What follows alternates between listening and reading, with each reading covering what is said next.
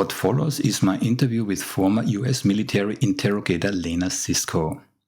For me as behavior analyst and manager, this interview was especially interesting because I wanted to investigate if we can learn something from military interrogation techniques that can be applied in business negotiations, especially when the stakes are high. It's not only about deception detection or if someone is lying, although deception detection is of course one of the key areas that we explored in the interview, but it's also about eliciting relevant information and how to create an environment that makes elicitation possible. We had a look at two competing interrogation techniques. The first was the read interrogation technique, which is quite coercive and focuses on confessions, mainly applied in the US and not permitted in the EU. And the peace model, which is non-coercive and focuses on truth finding. So you see already there's a difference between getting a confession and finding the truth. Both techniques have their proponents, but I think it's safe to say that in business context, or more specific for negotiations, you're probably best served with the peace method of investigative interviewing, and Lena made it very clear what methodology she prefers and why. Speaking of negotiations, there are those who claim that everything is a negotiation, no matter if at home, with your spouse, or in business. So what we discuss in the interview can of course be applied in any context. When it comes to deception detection, we looked at common misconceptions when it comes to body language and non-verbal communication, and Lena shared what she is looking for when trying to determine if someone speaks the truth or is lying. If that sounds interesting to you, keep watching. Lena was clear on the fact that her main focus when it comes to deception detection is on the spoken words. That sounds a bit counterintuitive, as most people think the best way of detecting deception is by observing body language, but that's simply not the case. Pinocchio's nose does not exist. People have much less control over what they say than they think. If you don't believe me, go to SaltCubeAnalytics.com and participate in a little self-experiment. But now, let's start with the interview. I hope you enjoy. Hello everybody. Today again a truly special guest, Lena Sisco. From the information that I was able to collect from you, Lena, and the most, how shall I say this, sticking out, in my point of view, is you were a former military interrogation/intelligence officer, and you were stationed in Guantanamo Bay, right? Yes. You are the author of 3 books. The first one was You Are Lying, if I'm correct. I'm not sure if I get the order right. Mm-hmm. You Are Lying, then you have a Marine Scout Snipers. Interesting choice of topic, I find. And then I believe the latest one is from 2022, also quite recent. It's called Honest Answers. Yes. Now, to that book, I would like to come back a little bit later because I found something really interesting. Mm-hmm. Okay. You are also a TEDx speaker. You have a TEDx talk called My Secrets to Breaking Terrorists. Very subtle. I checked this morning, more than 100,000 views, right? You are TV expert witness, so I'm sure you can tell us a bit more about that. And of course, you're founder and CEO of the Congruency Group. Now, I completely understand what you mean with that, but maybe we go into this also a little bit later. Yeah. Mm-hmm. So all of this combined makes you truly an expert in human behavior and interpersonal communication skills. Yeah. Mm-hmm. So welcome, Lena. How are you? Thank you so much. You make me feel so good. I am doing very good, although I will say it's freezing here and we're expecting another snowstorm. So we're all getting prepared for that. Okay, so where exactly are you located in the US? So I am in Norfolk, Virginia. So you truly have winters with snow and yes.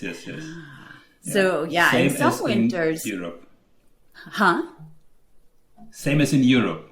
Yes. Snow, winter, ice, cold. Yes. Yeah. Yes. Yeah. I love my 4 seasons though, so. Absolutely.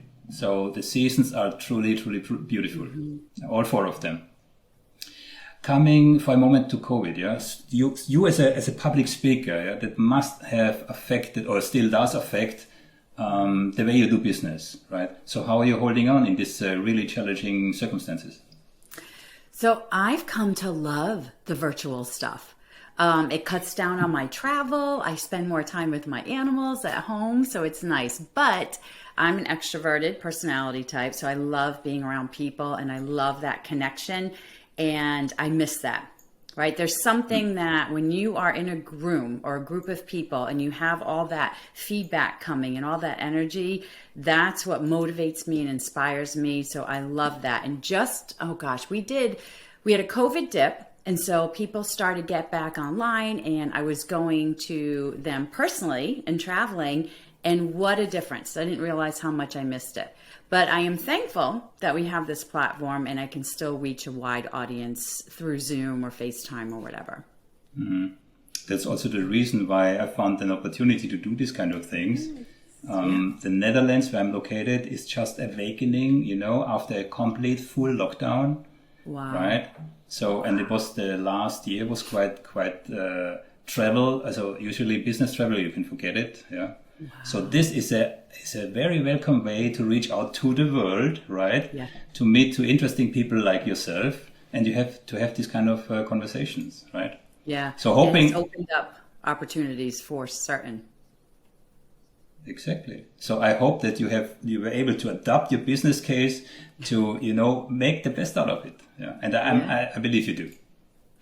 Okay. Well, I got into a lot of online work, so a lot of online training, and it has opened the doors to like a new set or a new way that I teach people. And I offer one-on-one mentoring and coaching now, which is really becoming something that I thoroughly enjoy. I didn't know how much I would enjoy that coaching for the one-on-one, but the feedback is amazing.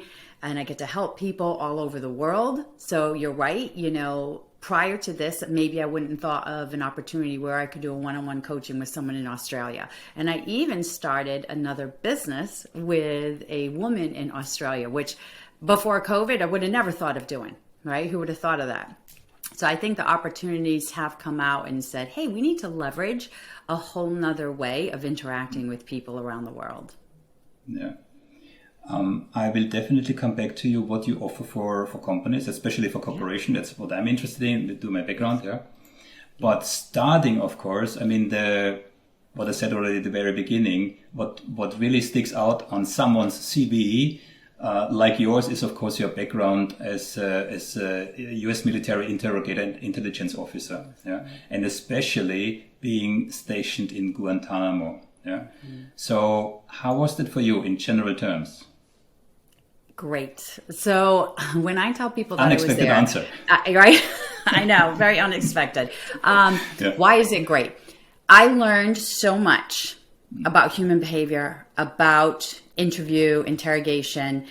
I learned what not to do. I learned what to do. And within my first 2 weeks there, I actually created my own 6 core competencies of a very strategic, non-accusatory, rapport-based interviewing method, because there is one golden secret, and this is like the foundation of getting the truth. And I tell everybody I train that if you're talking to someone and they don't want to give you the truth, you're not going to get it. If you want the truth, that person has got to feel that they want to give it to you. So how you kind of reverse engineer that, right? Here's the end result. I need somebody to want to give me the truth. I want them to like me and trust me enough to tell me the truth. How do I get there? And so while I was at Gitmo, it gave me on-the-job experience, right? And I was testing the new methods that I was thinking that could work. And so every day, every single day, hundreds of interrogations later, I've come up with this core method that for me is foolproof. Yeah, it does take a lot of work. It takes a lot of mental energy. But once you get that down, you can be so persuasive and influential to anybody, the worst of the worst. And as you know, I was talking to terrorists. I talked to hardcore criminals, and yet I can gain their trust and gain truthful information. Why? Because at the core of it, everybody is a human. And we go back to psychology, and we go back to human nature, and we go back to all those basic things that we all are. And that's what you leverage. That's what you tap into to gain that rapport and trust. So it was great in that sense, because it really opened me up to creating this method that I train all over the United States. My method is actually certified in the state of Virginia for law enforcement, both state and federal.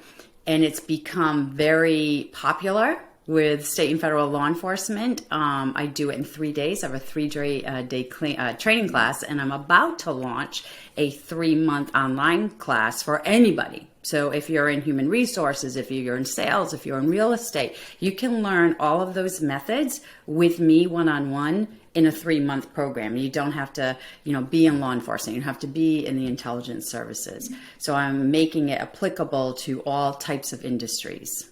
But it goes back to the core basics, If you say 3 months, how would it be? The whole day, 3 months? Or No. So what it is, because we're all busy, right? We have careers, exactly. and this course is designed for people who are in a full-time career. So we meet on Zoom. It's self-paced. So every week content is dripped, and I host it off of Thinkific. It's just like Kajabi. So you take it at your own pace. Every week there's homework. Every week you meet with me for 15 minutes for one-on-one. And then every week we also come together as a group for an hour and a half. So whoever's in the program at that time. So I have another program that's strictly an elicitation that I've been running for a while now. And the process works really well. I get feedback from all of the people in that program. And we've come together now, and we can network and bounce ideas off each other. And then we can be located wherever. Mm-hmm. Makes sense. Before we move on, I would like to go one more time back to Guantanamo. Yeah. Before you came there, right? What type of training? And how long was the training? And who provided the training? Did you receive? I didn't have a lot. So I was trained. I was in the military. So I was a Navy intel officer. At the time, though, when I was trained as an interrogator, I was still enlisted. So I wasn't an officer yet. And I got trained by the Marine Corps because the Navy didn't have any interrogators. We were just building up our HUMINT, which is Human Intelligence Department. And the Marine Corps said, hey, we need to find more people to augment us in time of war. We don't have enough interrogators. And back then it was an interrogator translator team. You always had to have a foreign language. And so when they came to the Navy's like, well, we don't have these people that you need. We don't have a requirement to have a foreign language. We don't have this requirement. We can help you, but you're going to have to allow, different subsets or different people in. So we didn't have to have a language. We had to be in intelligence, and they allowed females because at that time, Marines weren't allowing females to be trained in this. So I was one of the first females to be trained by the Marine Corps and make it through their training. So I made it through the training. I was a reservist, so it was a year-long training event. And when I first started, though, I thought, oh my gosh, I'm going to get eaten alive. I'm never going to survive this training. I'm going to be horrible. I'm not going to survive the physical requirements. I'm not going to survive the mental. I can't do this. And then fast forward a year, I loved it. And I thought, wow. Who would have thought this is really what I excel in? This is what I feel that I'm meant to do. And then I thought, when am I ever going to use it? Because this was way before 9/11, 2 years before 9/11.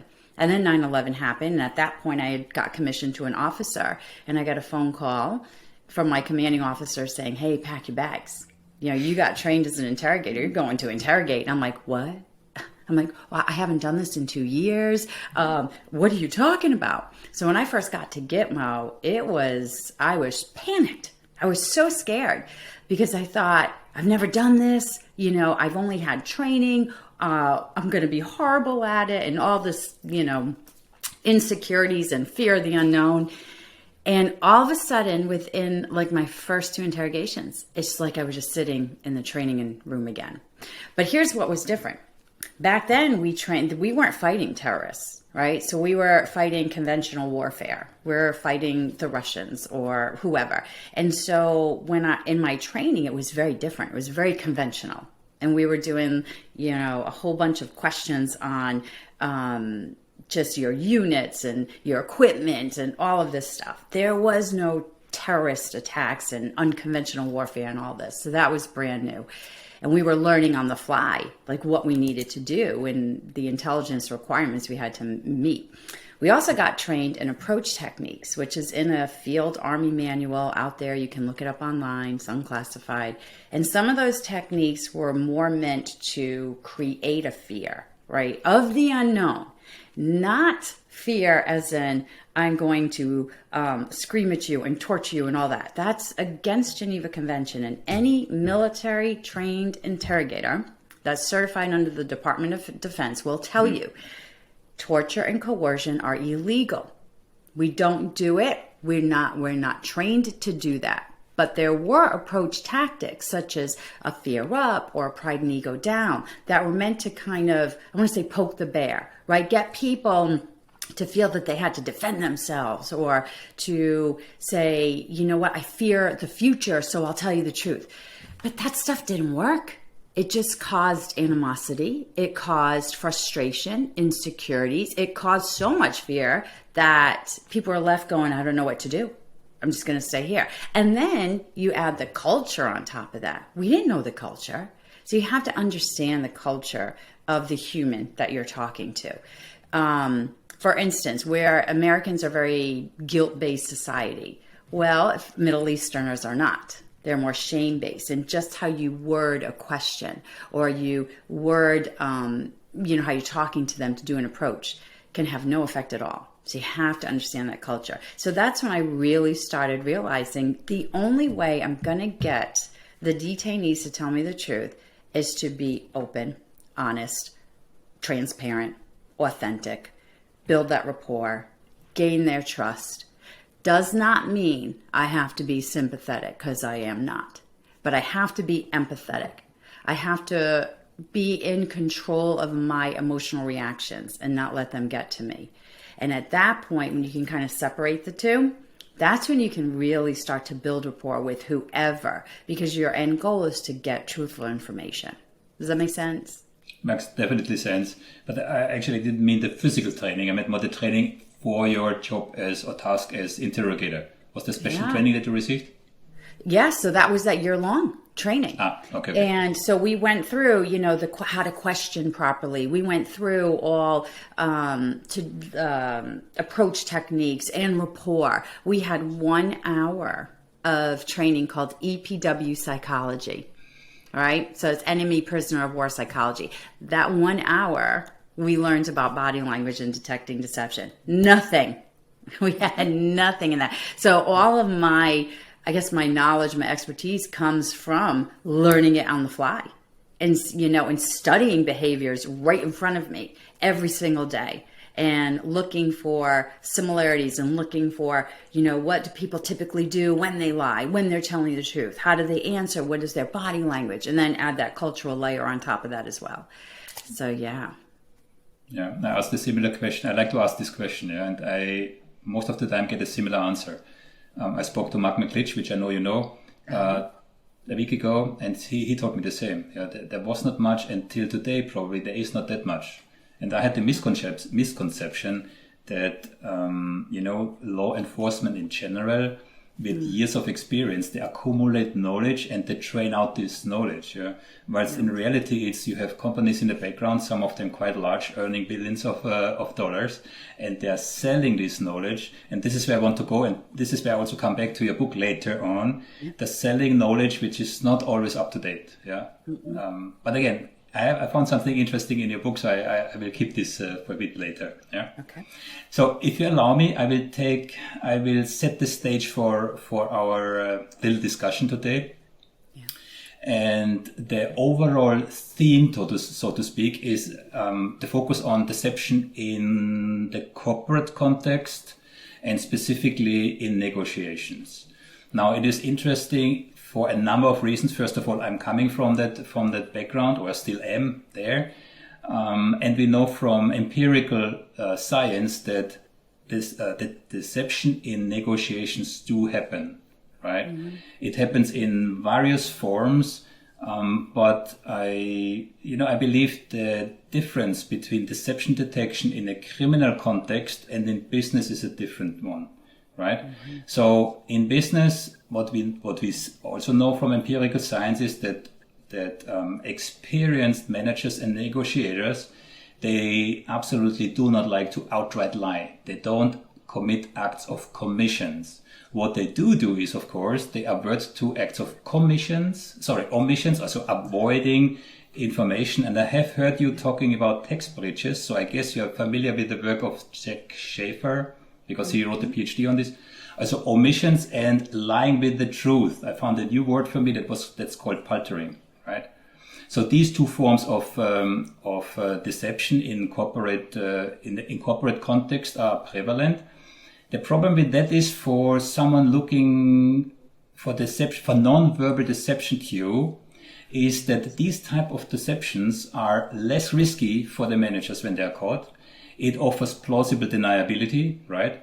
We know from research, it's less ethnically questionable. Yeah? So it's more socially accepted. So there is less fear, so emotions, less fear, shame, guilt, etc. There's also probably less cognitive load. And as such, as you know, right, the potential indicators, and as I say very, very prudently, potential indicators for deceptions, because Pinocchio's nose, of course, does not exist, are even more difficult to detect, right? And this is where you, as a body language expert, but I did some research now in preparation to this talk with you. To my pleasure, I found out that you are leaning quite strongly also to linguistic pragmatic deception detection, right? So that's an unexpected turn of event for me, because I really thought you are focusing on non-verbals, right? Yeah. But we do know from the research again, non-verbals can't tell you deception. But yeah. So what's your overall strategy if? And I'm assuming you're doing a lot of trainings with corporations, right? So this topic must have come up, right? So what's your advice, generally speaking? We don't need to dive right away into the details, but if it comes to deception detection in corporate context, in negotiations, what's your general observations and advice to such companies? Deep subject. Number one, you're not a mind reader. None of us are. So although you may see something, hear something, and get a gut feeling, your gut feeling is good, go with it.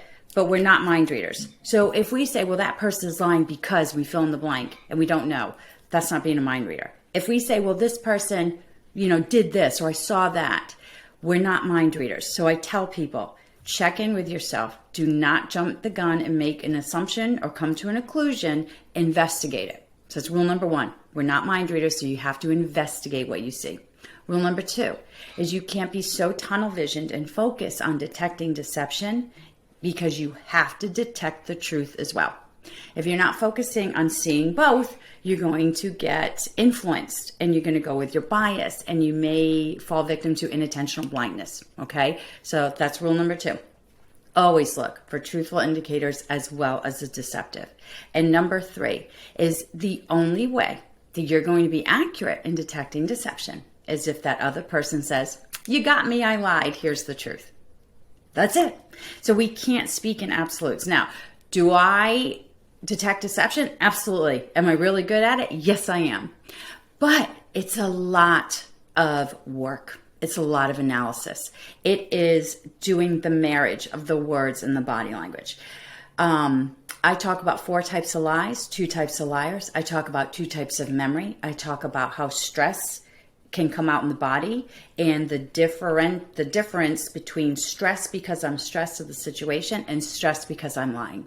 If you cannot determine the difference, you don't know if somebody's lying. Mm-hmm. So I think that overall, those are my core competencies when it comes to detecting deception. Yeah, I think Paul Ekman calls this the Othello Era, after the play from William Shakespeare, where Othello actually kills his wife Desmonde, because he suspects her of cheating on him, but he misreads her nervousness as guilt instead of being nervous of not being believed. Yeah. Exactly. So that's a very crucial thing. And this is a very nice gateway into the topic of stereotypical but incorrect deception cues. Okay. So have a go at this one. Where do I go? All right. So here's the deal. There's a bunch of cues out there. They can all be legitimate, even the eye pattern movement analysis. And I will be the first to say, and I tout this every podcast I do, every class I teach, every interview I do, I can tell if someone's lying by your eye pattern movements. But here's the caveat. You've got to baseline that person And it may take 5 minutes, it may take 50 minutes, but people tend to anchor their eyes in one area, whether it's up here, whether it's down here, whether it's out straight. It can be a lot of different places when they go to access a different memory, their semantic memory. When they go to access information from their episodic memory, which is autobiographical, that's truthful events, they tend to anchor somewhere else. But does that person know about eye pattern movement analysis? And are they purposely going to try to throw you off? Does that person have dry eye syndrome? And there's something wrong with their eyes? There's so many caveats. The baseline, always come back to the baseline, right? So there are some people where I can't even use that one because there's no good read. So I have to throw it in the trash can and I have to look for everything else. You may have heard that some people avoid eye contact when they're lying. Well, some people are introverts and they naturally avoid eye contact. Some people will avoid eye contact because they're embarrassed about what they're talking about or what you're questioning. Not because they're lying about it, because it's just really embarrassing or uncomfortable. There are some people who cover their mouth when they lie. But there's some people who maybe fear that they have food in their teeth and they're going to cover their mouth, or their breath is stinky and they're going to cover their mouth. The baseline is critical. Some indicators will work for me, but not for you. So I tend to do a very common verbal indicator of deception. I replace no with never. And it's a convincing technique, but not for me. For me, it's just what I do. So you have to know and get to know that person, every single individual that you're dealing with. You've got to get a read on how their behaviors are, verbal and nonverbal. After that, now you have to ask some good probing questions. Now you have to be very analytical in doing statement analysis on the answers and looking at the congruence with their answers, their verbal language and their nonverbal language. That's when you can really start to get accurate indicators. I will say that the number one most accurate indicator of deception is behavioral incongruence. Naturally, our bodies want to be in sync with the words and the thoughts that we have. When it's not in sync, there's something wrong, right? Is it somebody lying? It could be, but something's off. And so we have to figure out why. So a typical one is a shoulder shrug. We all know this means uncertainty, right? I have no idea what I want for dinner tonight. I'm saying I have no idea. My shoulders are saying I have no idea. Everything is in sync. But if I look at you and say, Thomas, I really enjoyed today, right? And I do this.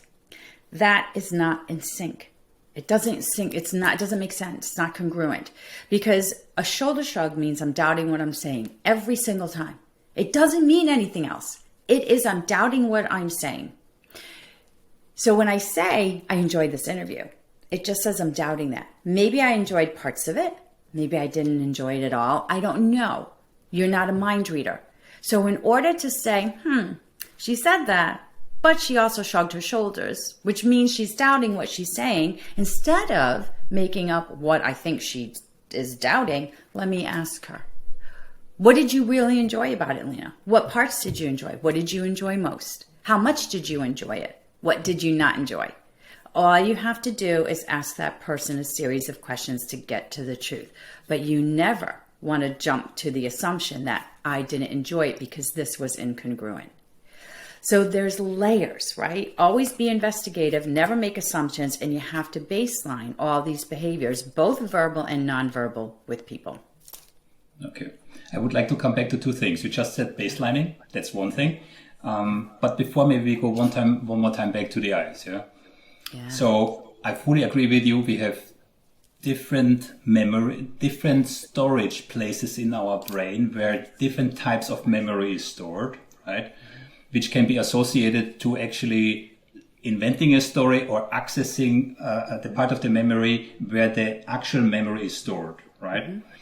But to go so far to say that you can detect deception with that is a tricky one, right? Mm-hmm. What I would like to mention in this context, there is a scientist group called the Global Deception Detection Research Team. I'm pretty sure you're familiar with. But yes. And again, we're not talking about access cues now. I switched a little bit. I talk about someone not being able to look in the eyes. Yeah. Now, there were about 100 scientists that did the study in 75 countries and in 43 different languages. and they have a whole list of stereotypical but incorrect deception cues. And number one is absolutely, if some people believe incorrectly, and I pronounce incorrectly because we know from empirical science it's not true, that if someone doesn't look in the eye, this person is lying. Meanwhile, it's the other way around. Professional liars, they know that, and they actually look you more in the eye than they would do otherwise. Yeah. Mm-hmm. So there are two different things. But what I wanted to ask you, baselining, and we can include the eyes here. Yeah, baselining, and that's a question for you, a very concrete one. If you baseline a person in a non-stress situation, then you place this person in a stress or high stress situation even. Is it not so that you then actually compare two different things? Actually, if you really want to baseline, you would have to compare a truthful high stress situation, like a negotiation or whatever, with a untruthful high stress situation, right? So you as an interrogator, I'm sure you have encountered this. So how do you baseline? So to baseline accurately, yes, you have to baseline people when they're relaxed, right? That's the optimal way. I want to know how you are as a baseline. So that means you're relaxed. You're not super stressed. You're not super chilled out, right? It's that baseline, maybe a little stressed, maybe a little relaxed, whatever it is. It's what's hovering in between. When I can baseline you in that area, then I'm getting your natural read, natural indicators, natural, whatever you want to call it. I know how you sound. I know the pitch of your voice. I know the rate of your speech. I know the tone. I know your cadence. I know what you're doing with your eyes and your face, all of that stuff, right? I get a good read. Now, if I put you into a high stress situation, that's going to be pinging. I'm going to see and hear physiological responses to stress. That makes sense. It's normal. I can understand. But here's where the problem comes. Are you stressed because you're just stressed because of the situation, or are you stressed because you are lying? I'm going to give you the answer to that. Are you ready? Here's how you tell. Okay. If somebody is stressed because of the situation, you will not see and hear indicators of deception, like incongruence. If they're stressed because they're lying, you will see and hear indicators of deception, which number one is incongruence and a whole bunch of other stuff, right? I usually have my top 5 that I use. If there's no indicators there, they're congruent with their body language, they're open, they're whatever, then they're not lying. It's just stress. And there's a great video that I show all my training classes. My good friend, Janine Driver, you can Google her. Well, obviously, I've tried to link you guys up. She has a video out there, and she was on Katie Couric, and it's called The Real Renee. And she has 2 women on the Katie Couric show that have to be filmed, and they're both posing as this Renee, right? And they have to say the same exact words. So already that's stressful. They're on TV, they're being filmed, and they have to say the same thing. The real Renee looks deceptive because she's like this, white-knuckled, she's closed up, she's so nervous. You can hear the nervousness in her voice, like the gulping and the gasp in air, but there's no indicator that she was ever incongruent. She never shoulder shrugged. She was open with her palms. She had that eye contact. Nothing was off. She just looks super uncomfortable. Now you flip to the deceptive Renee. She's confident, she's smiling, she looks amazing, right? But she had 4 indicators of deception. She shoulder shrugged when she says, "My name's Renee." No, it's not. Because if it was, you wouldn't have doubted yourself. And she said, "I'm a professional photographer." She shrugged again. And then she did this whole body shift. She got out of her chair and she recrossed her legs. We move the body to move the mind. Sometimes when we're so stressed, we'll do that big body shift. Now, the other Renee was stressed, but she didn't make that massive move. And at the very end, the fake Renee does this. Right? And you know what that is. And that, for me, is one of the biggest giveaways of a liar, is contempt. Now, with contempt, though, you have congruent and incongruent, right? If I'm saying, "Thomas, I think I'm pretty awesome," right? That matches because I'm telling you I think I'm awesome, and I'm showing. Superior. Yeah. I'm awesome. Yeah. But if I tell you, "Thomas, I would never lie to you," that's not congruent. Why would I show moral superiority while saying something that has nothing to do with me feeling morally superior. It doesn't match up, right? So that's what you're constantly looking for, is that congruence. Is what you're seeing and hearing matching up? And if it isn't, there's a problem. But then again, you have to investigate the problem with good questions to get that answer. So I think I jumped off topic a little bit. Bring me back in, Thomas. No, perfect. I love what I'm hearing. I love what I'm hearing, because it's not so black and white, Deception is not black and white, right? People don't like to utter lies, even in high stakes interrogation. There's stress involved, and people are aware that there are certain signals they're sending out. Yeah. Speaking of signals, actually, I'm also jumping around. Yeah, but I would like to, amygdala. There's a communication going on. I would like to discuss this too. But before we do, coming back to some nonverbals. Yeah. Mehrabian. I hope I pronounce Alfred Albert Mehrabian. Yeah. Tell us 7:30 at 55. This absolute fairy tale from the 1950s. Yeah. It is a fairy tale. Yes. All right. So whenever I ask people, I usually start off my classes with a couple of tests and fun awareness things. And I'll ask people by show of hands, true or false? Is communication 93% nonverbal and 7% verbal? Everyone's like, it's true. It's totally true. And I'm like, you're wrong. It is totally false. It's a fairy tale. Here's why. It was true for one experiment and one experiment only. And that was conducted, I think, in 1971 by Dr. Albert Mehrabian. I hope I'm pronouncing his name right, too. And he wrote a book about it called Silent Messages. And even in his book, he says, hey, world, these statistics are only meant for this one experiment. It is not meant to be taken for all sorts of communications. Just please know that. But somewhere along the way, people started putting so much emphasis on this 93, right? 93% nonverbal, which, by the way, his nonverbal was the facial expression and the tone of voice. And I consider tone of voice more verbal. But anyway, that's beside the fact. So with that, everybody kept thinking it's all body language, and body language will tell us if you're lying. Oh my gosh, no. There's so many things with body language, because the stress comes out, right? You can see it. And again, are they stressed from stress or stressed from lying? There's so many nonverbal indicators that could mean a million other things. Back to the real Renee. Did she shift out of her chair because she has a sciatic nerve problem? Right? We don't know. We don't know what she's feeling. So I tend to scratch my face a lot. But what does that mean? That can mean that cortisol just increased and I got nervous and I'm lying to you. However, I have severe allergies, so I'm always touching my nose. The baseline is so important. But back to Dr. Albert Mehrabian. When people come to me and they say, okay, well, if that's false, what's the percentage? Well, there is none. There's never been an experiment to prove that body language or words are more important, one's more important than the other. It doesn't exist. So this is what I tell people. They're both important, and you have to look at them together, and you want to get that sense of whether or not it's in sync. Is it congruent? Which is why I call my company the Congruency Group. I know we're going to come back to that. Yes, absolutely. Yeah.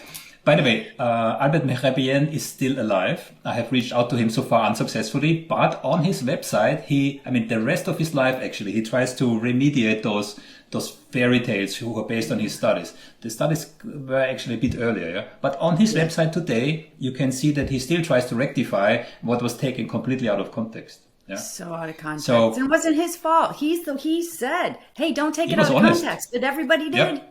Yeah. Everybody did. Yeah. And I think, and so even when I'm teaching, whether it's on Zoom or in front of a classroom, I'm like, if that were true, right? Let's just think, if that were true, 93% nonverbal, how would I be talking to you? Exactly. We would never have developed language. Right? It doesn't make any sense. Yeah. It's crazy talk. So that's one of my big pet peeves. I'm like, it doesn't make any sense. Yeah.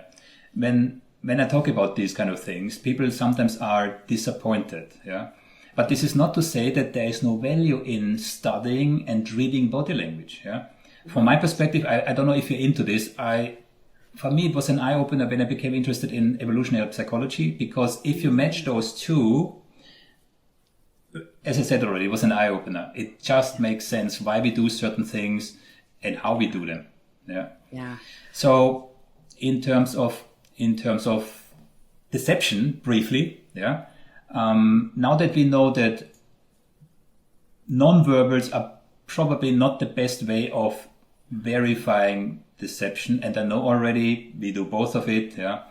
But in your experience as professional interrogator, and I have to say you're the first professional interrogator, because I don't think I call Mark McLitch.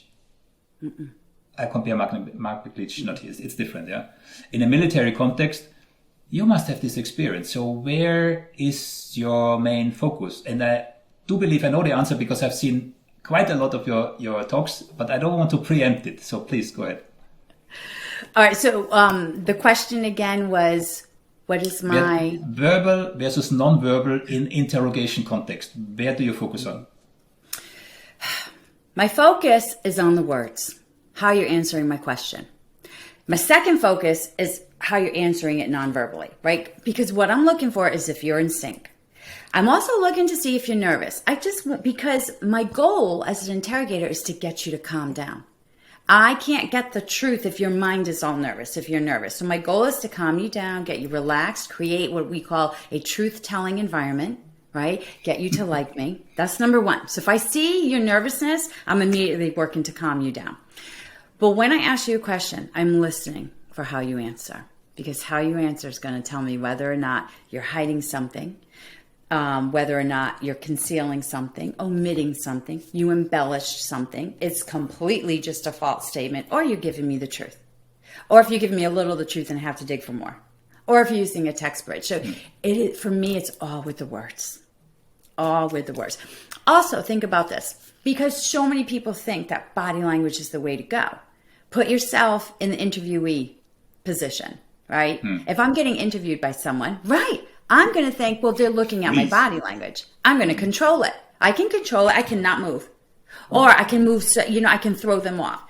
But nobody thinks to control their words. Nobody. And it's super hard to do, especially if you're that stressed and I've got you to cognitive overload. It's going to be near impossible. And the story will start to unravel, as you will. And at that point, so I like to push people to cognitive overload, and some people may think, oh my God, that's horrible, that's mean, but it's not. What I'm doing is I'm creating stress in you by asking specific, pertinent questions so that finally your brain gives up the will to keep lying. And I only do that when I have that gut feeling, that read, that you are being deceptive with me. And then I'll go for the details. And I have specific questioning techniques that I teach and train to get that. I have questioning techniques as soon as you think someone's lying. What do you do? What do you say? Because you can't say, oh, Thomas, you're lying to me. I don't believe that. You can't do that. So how do you still maintain this truth-telling environment and keeping this person very relaxed and comfortable? And on their own will, they say, you know what? Yeah, that's not the truth. Here's what really happened.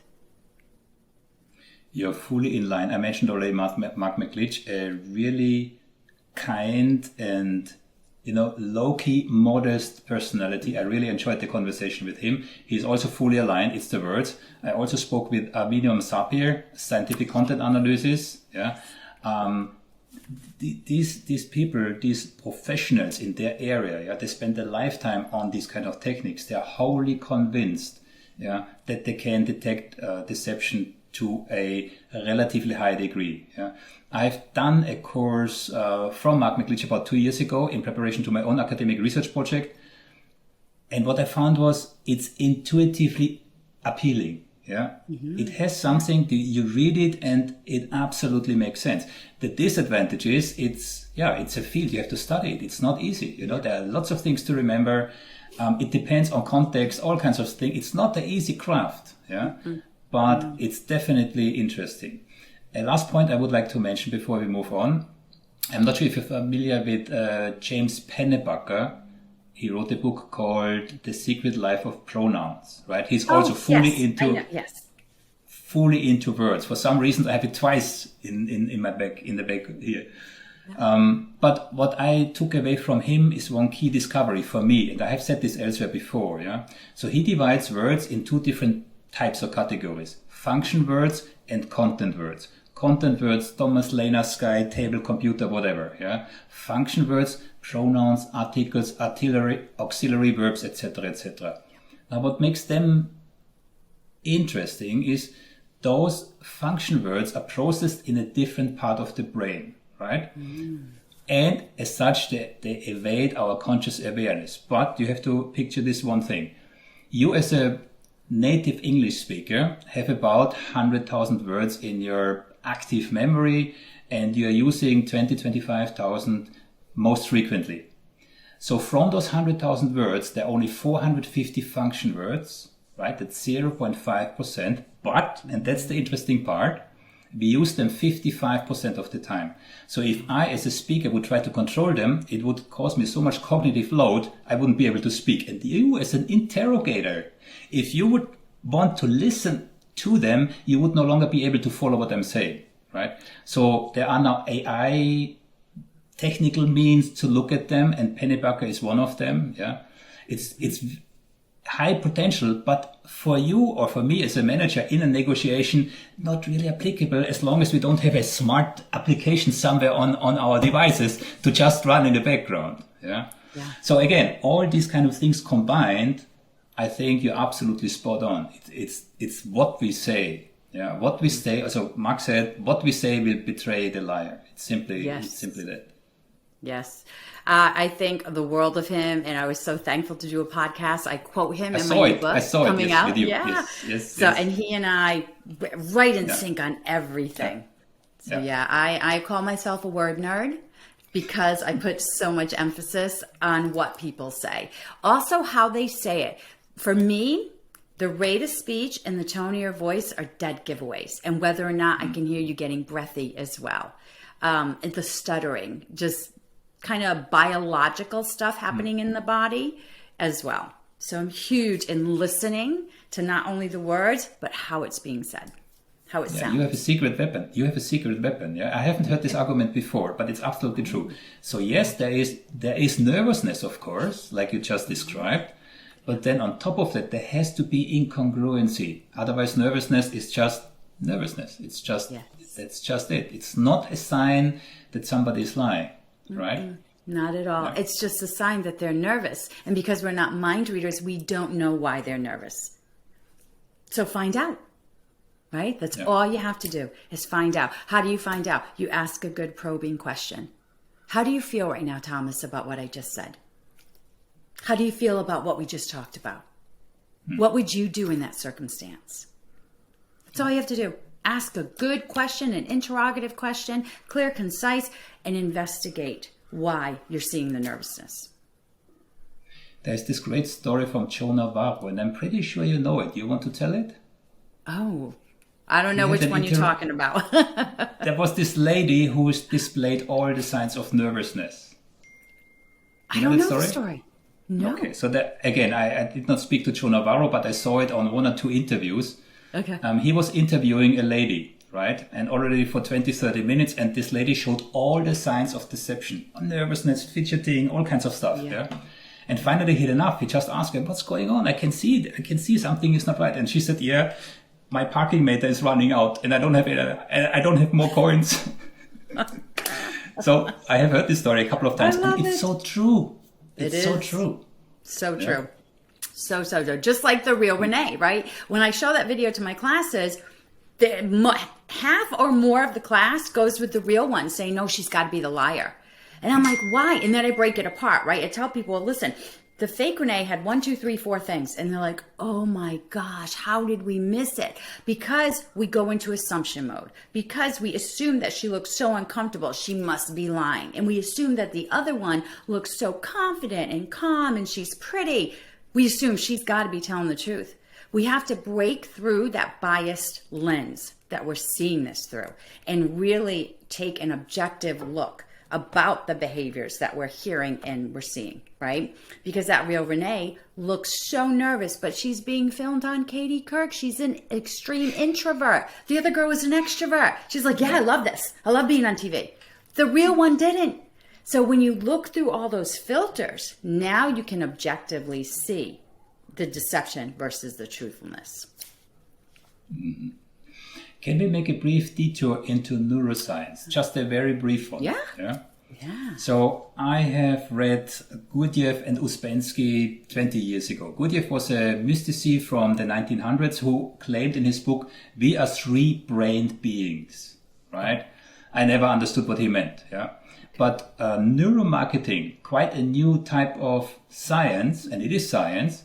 They know, of course, and Mark Bowden also knew, brainstem, limbic system, and neocortex. Yeah. Right?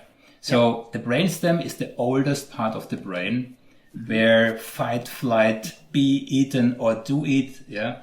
Then we have, of course, the limbic system, amygdala, emotions, right? And the neocortex. So from a deception perspective, all the signals that make a guilty, but probably also an innocent person nervous come either from either end, from the limbic system and the brainstem. And then the neocortex tries to consciously suppress all those kind of things. Yeah. So what's your take on neocortex being the weakest link from those three? If that makes any sense. So here, the other way around, I could simply ask, do you think you can I can't say fully, but do you think you can suppress all those strong signals that definitely come from the brainstem and from the limbic system, from the emotional center? Oh, let me tell you, I teach a lot of this. I've studied a lot. If you've already gone a little limbic, right? I call it the train. If the train has left the station, get ready for the ride. You're not getting off. And you're gonna go into your limbic brain. You're gonna experience the adrenaline rush. You're gonna get the cortisol, like that whole stress response system. Once it kicks off, it's left the train station. You can't go back. Now, you can do your calming breath. You can calm down. Yes, you can. But here's the deal. It's too late because I've already seen the physiological responses. I hear them. You've probably already tapped into cognitive overload because you're leaving your rational brain and going into that more limbic brain, which is why I love cognitive overload, because if I can get you in your limbic brain, at some point you're just like, and the story breaks apart and you can't remember things. And there's people I've had go into cognitive overload who couldn't even handle answering a simple question. So I said, Thomas, can I get you a drink of water right now? And they would just go, I'm sorry, what did you say? That's when I know I have you. That's when I know. But can you stop it? I think if you start changing your thought, I'm huge on thought work, right? If you start changing your thoughts to, instead of I'm nervous, oh gosh, I'm worried, what can we do? We change that to I'm not nervous, I'm not worried, I'm in control, I feel good, I am confident, I know this. You can start to suppress. Move your body, right? The more we take up space of the body, the more confident and grounded we feel. That can suppress cortisol. Now, in the middle of an interview, do you want to jump up and go, do this? I don't know. But when you move, when you start to change your thoughts, I think you can suppress that and stop it. But if you're talking to somebody who's being deceptive, it's super hard to trick the brain to thinking, I'm confident, but I'm lying. Here's why. When we lie, right, it's created from our semantic memory. It can't come from nothing. And this is what shocks people. People are like, how can a lie come out of memory? I'm like, well, where else is it going to come from? You can't just pull it out of the air, right? I'm like, that doesn't make any sense. So you have two memories, your episodic and semantic. You have to use your episodic memory to create this lie. And you string it together with text bridges or whatever you want, right? But you put little blocks of info together and you create this lie around it. When you have to, I just segued off of that. So you have these two brains. When you're lying, it's a choice.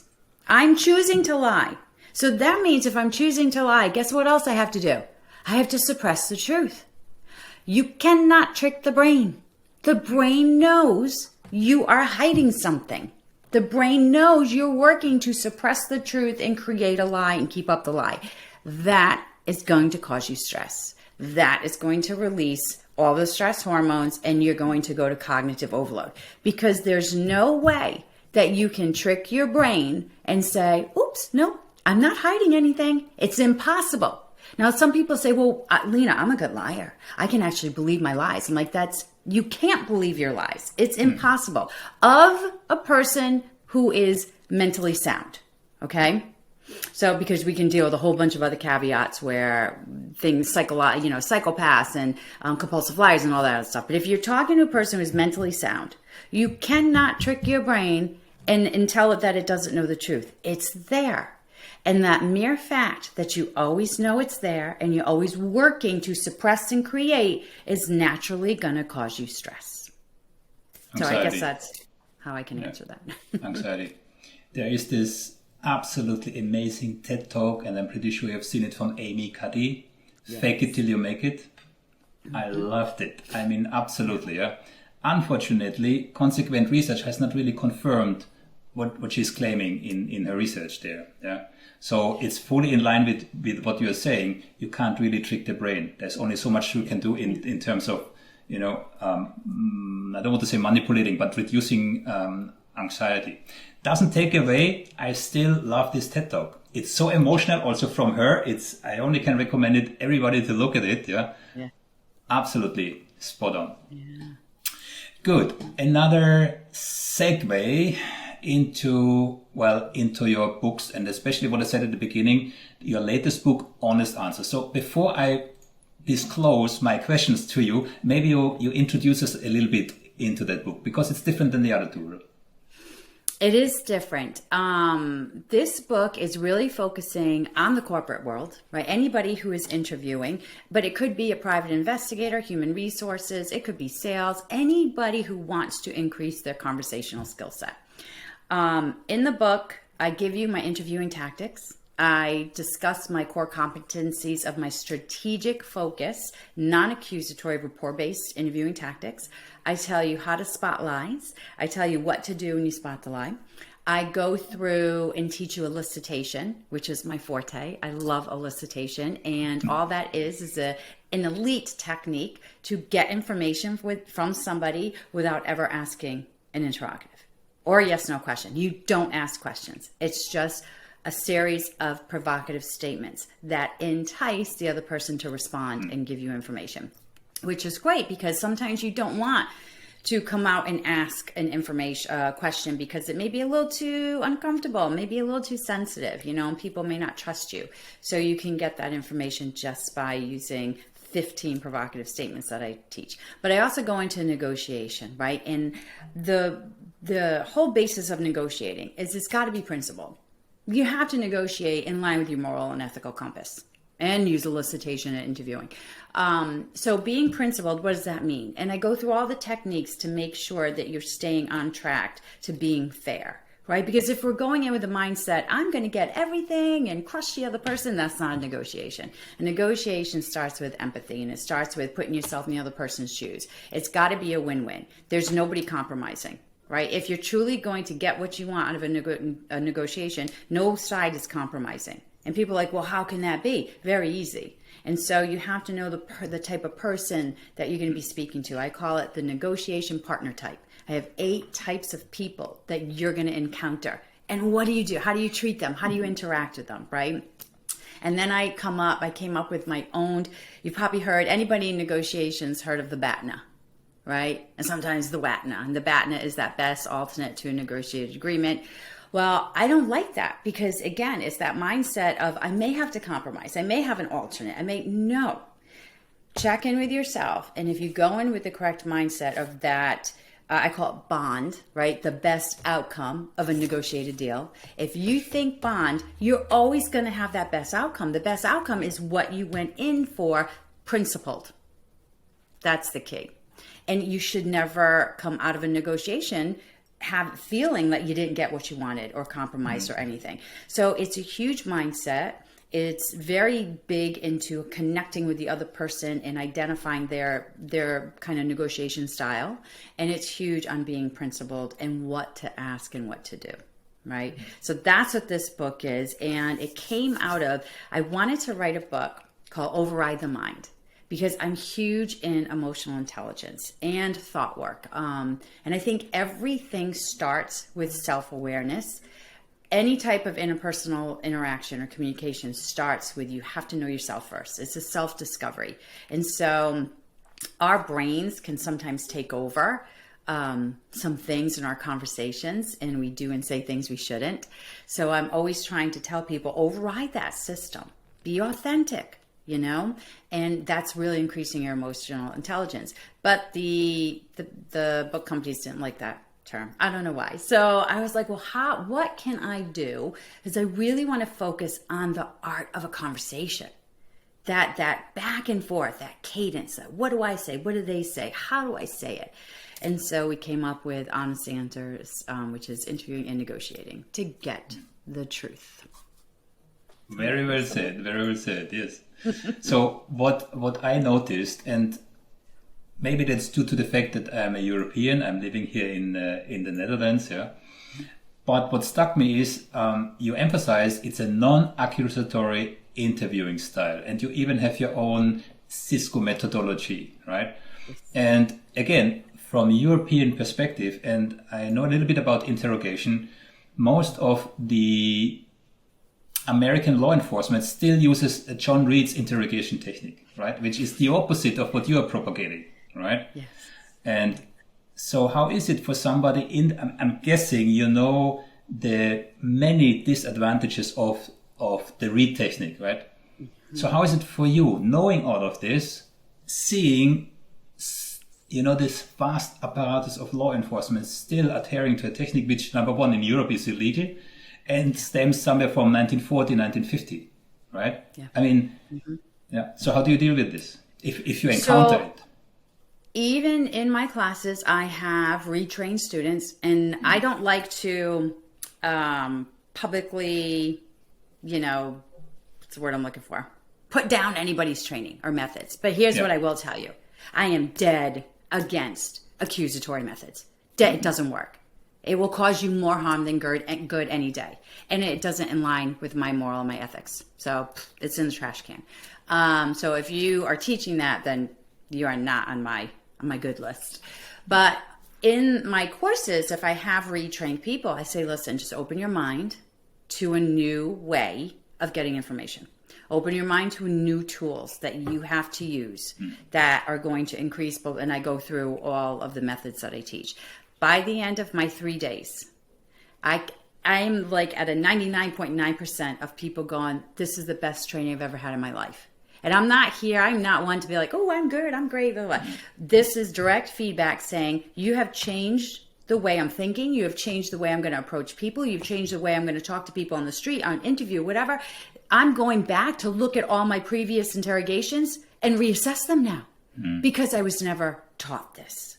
And these are people on the, in law enforcement for 20 plus years that never got this training. Yep. I'm like, wow, how could you never not? And so I go in thinking, how do you not know this stuff?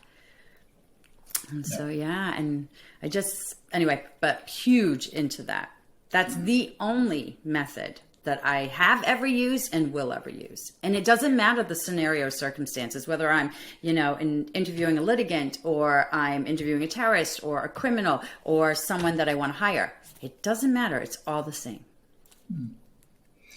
I have an anecdote to share. Yeah, I mean, this interview is not about me. I make it very short. Yeah, I was participating in a training where also FBI agents were trained, right? Yeah. And I met a former FBI agent just in retirement with, I think, 30 years of experience. And he told me this story.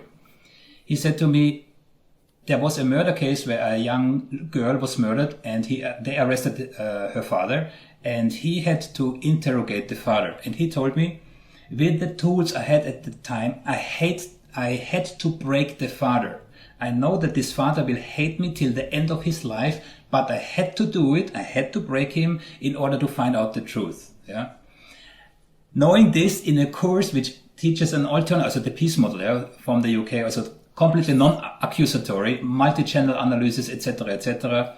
He said, I wish I had this tool to my disposal then. I think it was 20 years ago or so, yeah.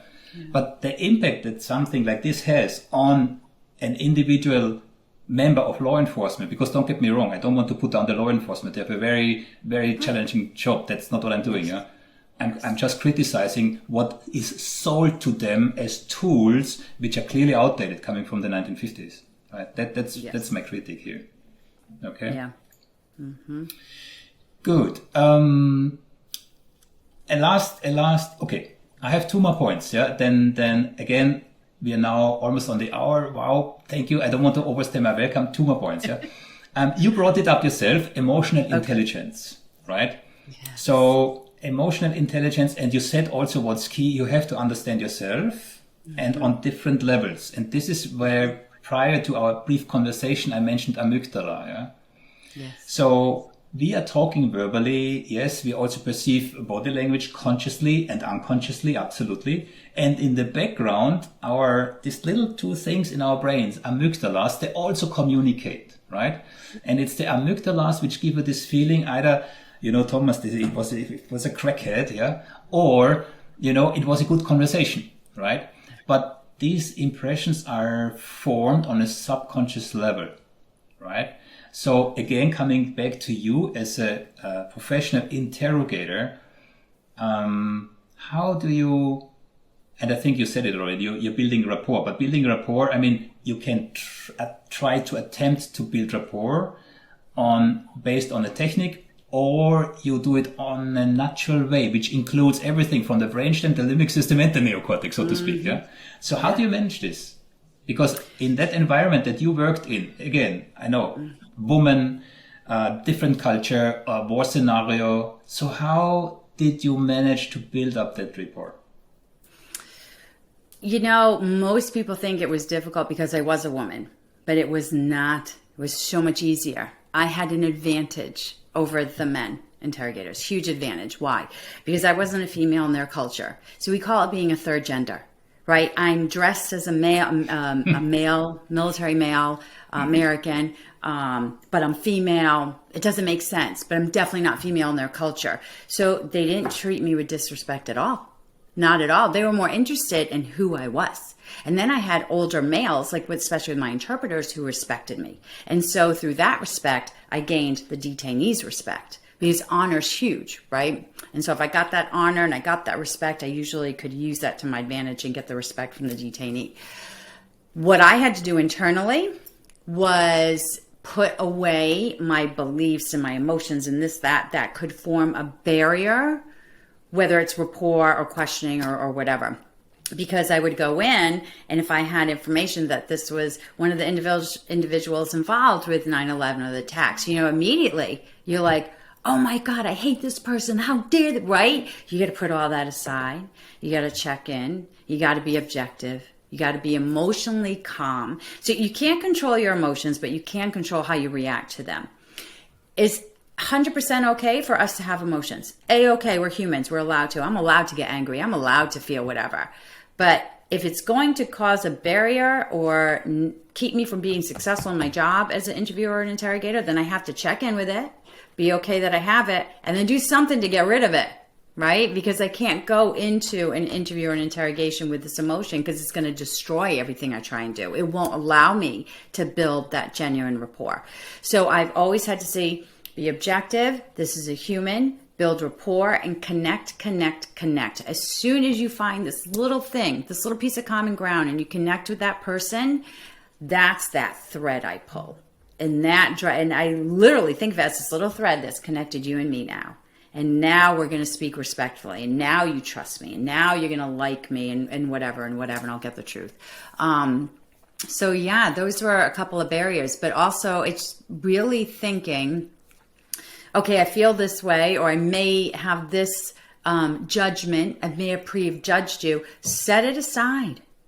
Go in with a clear head. Go in objective. Because if I can't just put it aside, it's going to definitely impact my chances of success. In the military, if you've spoken to a lot of people in the military, especially special forces, we talked about compartmentalization right in the head. And it's really taking some stuff and put it into a compartment and keeping it there.